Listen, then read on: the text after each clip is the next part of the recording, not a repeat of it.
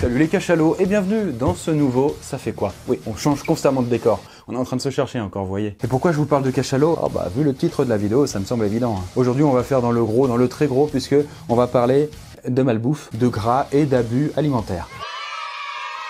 Bon, et puis, pour entrer dans le vif du sujet, eh bien, un chiffre. D'après vous, sur Terre, combien y a-t-il d'obèses? Bah, quelques millions, pas plus. Eh bien non, il y en a 650 millions. Ça représente presque une personne sur 10. On est combien? On approche des 8 milliards maintenant? Bon, 8% quoi. Et malheureusement, ce chiffre est en hausse. D'ailleurs, chaque année, eh bien, l'obésité tue plus que le tabac et l'alcool réunis. Et d'après vous, dans quel pays trouve-t-on le plus d'obèses? Attention, on va quand même se laisser un petit peu de suspense avant de répondre. Roulement de tambour. Maître de la place, apportez-moi la réponse. Les États-Unis. Ah oui, puisque en moyenne, plus d'un Américain sur 3 souffre d'obésité. En même temps, pas très étonnant quand on sait que l'Amérique est le berceau de la restauration rapide. Et que l'histoire de l'oncle Sam et de la malbouffe sont intimement liées. Ouais. Enfin, on va pas se le cacher, mais si les burgers et autres frites se vendent aussi bien, c'est que quelque part... c'est bon quoi. Rien qu'en France, McDo sert par jour 1,8 million de repas. Et en même temps, je me demande, est-ce que ça vous dirait de vous enfiler un McDo tous les jours, tout le temps, pendant 5 ans quoi? Pour voir ce que ça fait quoi. Est-ce qu'il y a un volontaire? Personne ne veut savourer des hamburgers et des frites bien grasses, accompagnés d'un bon coca des familles. Plusieurs fois par jour même, matin, midi et soir. Personne ne veut manger de crème glacée, nappée de caramel et de... Ah, parfait, merci de donner de ta personne pour le bien commun. Alors avant de lancer cette vidéo, je précise quand même que elle n'est pas faite en partenariat ni sponsorisée par McDonald's. Oh putain que non, parce que comment dire? Disons que ça leur ferait pas une super pub quoi. Oui, quelque part, oui. Alors, que va-t-il bien pouvoir se passer? Prise de poids, grave problème de santé, trouble du comportement, ou peut-être même tout en même temps, ou rien du tout, qui sait. Alors 5 ans à manger du McDo tous les jours, ça fait quoi?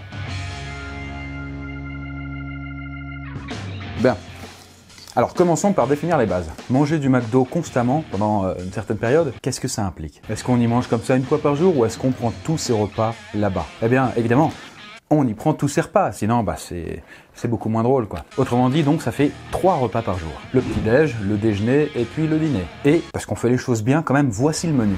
Les repas du midi et du soir sont composés d'un Big Mac, d'une frite moyenne, d'un Coca moyen, de 4 nuggets et d'un sundae chocolat. Bon ok, un sundae caramel si tu veux.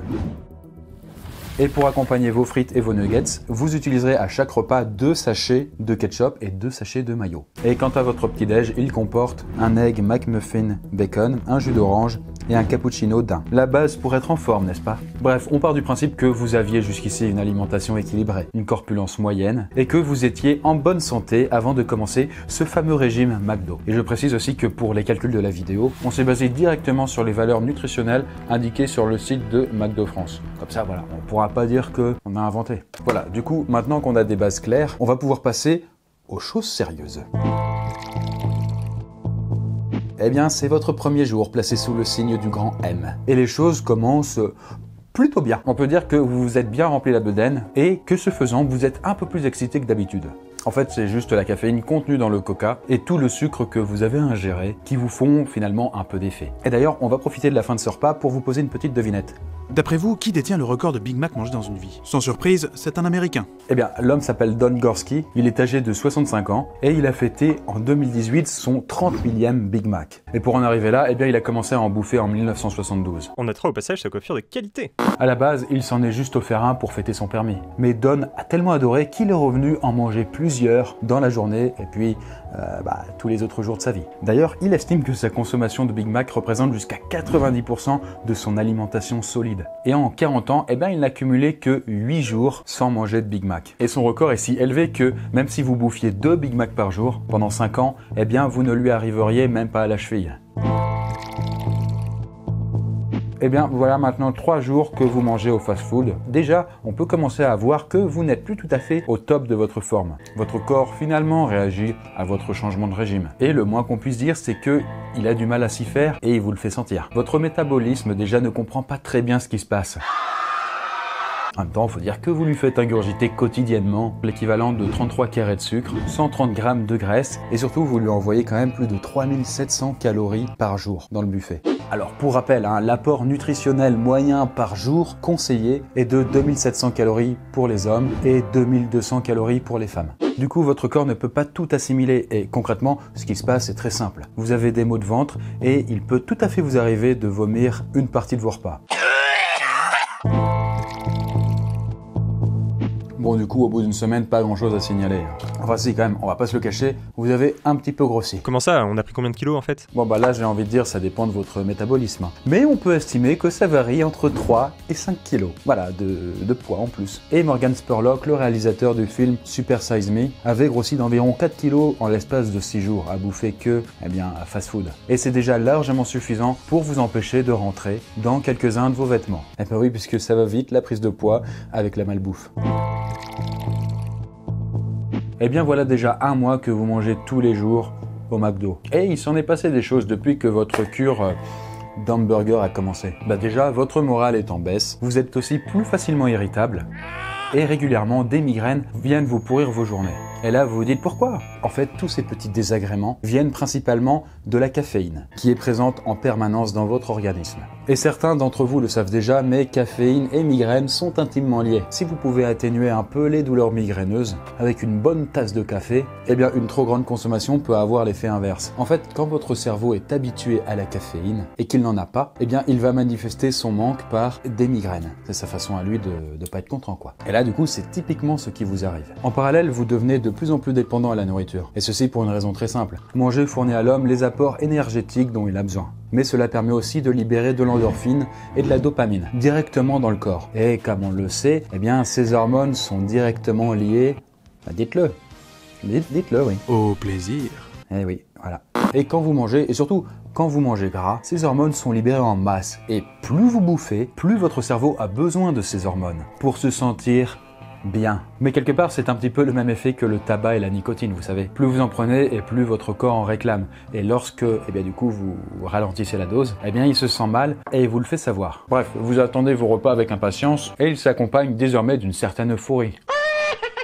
Et niveau financier, j'espère quand même que vous avez de quoi assurer. Car pour assumer votre nouveau régime, vous avez dépensé à peu près 830 € en un mois. C'est donc 500 € de plus que le budget moyen de course d'un Français. Et bien voilà, 6 mois ont passé depuis que vous vous nourrissez plus qu'au McDo. Vous avez pris une bonne dizaine de kilos et il est fort peu probable que vous puissiez continuer à rentrer dans vos fringues habituelles.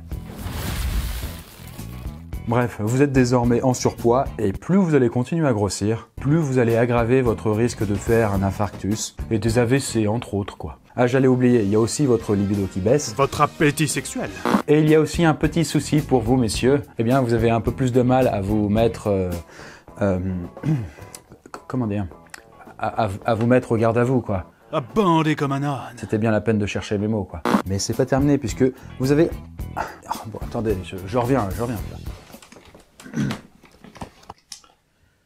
Vous avez également du mal à dormir à cause des apnées du sommeil que vous faites régulièrement. À force d'avoir toujours à s'occuper des aliments gras, votre foie se détériore. Sur le long terme, vous pourriez même contracter une cirrhose. C'est une maladie du foie, due à une trop grande consommation d'alcool. Mais comme je ne suis pas censé être ici, je vais m'en aller, comme je suis venu.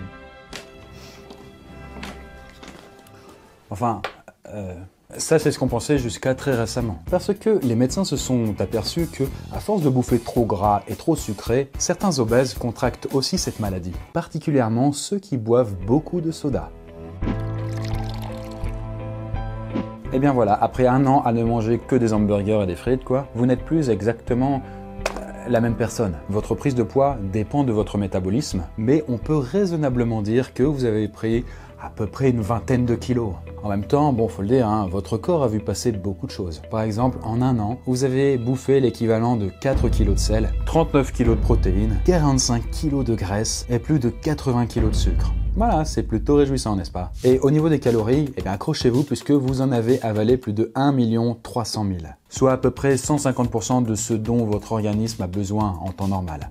En seulement un an, votre corps a pris le pli et s'est habitué à votre nouvelle alimentation. Et tout comme un fumeur qui ne se sent pas bien tant qu'il n'a pas eu sa clope, vous ne vous sentez pas heureux tant que vous n'avez pas eu votre repas. Et ça n'est pas prêt de s'arranger. Et bien voilà, on fait un petit bond dans le temps puisque au bout de 5 ans, votre situation évolue moins vite qu'au cours de la première année. Mais bon, au bout de 5 années, on peut lire quand même là, vous êtes devenu obèse. Félicitations. on peut estimer que vous avez pris entre 100 et 150 kg. Autrement dit, il est fort probable que votre poids ait doublé, voire tout simplement triplé depuis le début de l'expérience. Bon, à ce stade-là, hein, vous êtes obèse, hein, et on va même parler d'obésité morbide. Le pire stade de l'obésité, et en même temps, le stade ultime, voilà, celui juste avant le cercueil. Et s'accompagne avec cette obésité morbide tout un florilège de problèmes de santé qui vont avec. Diminution de l'espérance de vie, problèmes d'articulation, hypertension, j'en passe et des meilleurs. De toute façon, il y a tellement de maladies et de complications que ça serait trop long d'être exhaustif. En même temps, bon, un régime de frites et de hamburgers, vous vous attendiez à quoi? Ceci dit, un Américain du nom de John Cisna, décidément on parle beaucoup d'Américains aujourd'hui, a voulu montrer qu'on ne grossissait pas forcément en bouffant du McDo. Il n'a mangé exclusivement que du McDonald's pendant l'espace de 6 mois et figurez-vous que eh bien, il a maigri. Il a même perdu 17 kilos au cours de son expérience. Ah ouais, là, il y a forcément un truc. Eh bien ouais, il y en a un. John choisissait scrupuleusement son menu en fonction des apports nutritionnels de chaque produit. Et en faisant toujours attention que sa consommation de la journée ne dépasse pas les 2000 calories. Et pour rappel, quand même, pour un homme adulte, on est plutôt sur des bails de 2500-2800 calories par jour. Voilà, en tout cas, pendant la durée de toute son expérience, John s'imposait 45 minutes de marche quotidienne. En plus de ses déplacements habituels. Enfin, ce que John voulait surtout prouver, c'est que ce sont surtout les choix d'alimentation qui sont importants, davantage que l'endroit dans lequel on va bouffer. Mais pour en revenir à vous, en 5 ans, vous avez consommé autre chose que de la nourriture. Et ça n'est pas très glorieux, quoi, puisque ça fera environ 5500 pailles en plastique avec leur emballage, plus de 3600 cuillères en plastique aussi, et plus de 16 000 emballages carton. Et je ne vous parle même pas, bien sûr, de tous les sacs utilisés, comme ceci, pour emporter votre nourriture. Voilà.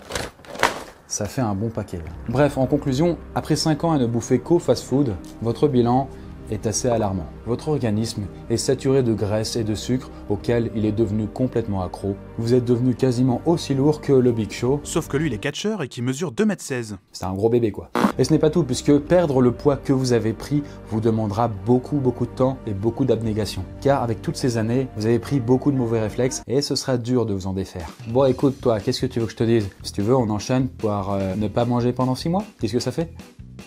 Bon, bah ouais, je comprends, au régime, quoi. Hein, on y va? Eh bien, de votre côté, les cachalots, hein, du coup, parce que c'était votre surnom de départ, hein, on est raccord, on est raccord. J'espère que vous avez apprécié cette vidéo et qu'elle vous aura donné quand même un petit peu faim. Bon bah du coup, de mon côté, je vais manger des trucs pas trop gras, pas trop sucrés, pas trop salés. Enfin, en même temps, on parle de bouffe, d'obésité, tout ça, mais en attendant, le temps que vous regardiez cette vidéo, donc à peu près 10 minutes, environ 700 personnes dans le monde sont mortes de faim. Paradoxe assez ironique quand on sait que dans le même laps de temps, à peu près 25 000 tonnes de nourriture ont été gaspillées. Mais ça, c'est encore autre chose. Et bien voilà, j'espère que cette vidéo vous aura intéressé. À l'heure actuelle, pour ceux qui suivent pas nos autres vidéos, sachez que nous sommes en train de déménager sur Lyon, donc les futures vidéos risquent d'être un petit peu vides en termes de décor, et peut-être qu'on sera moins actif. Bref, c'est à voir. On se retrouve de toute façon très bientôt. Salut la Poscaille.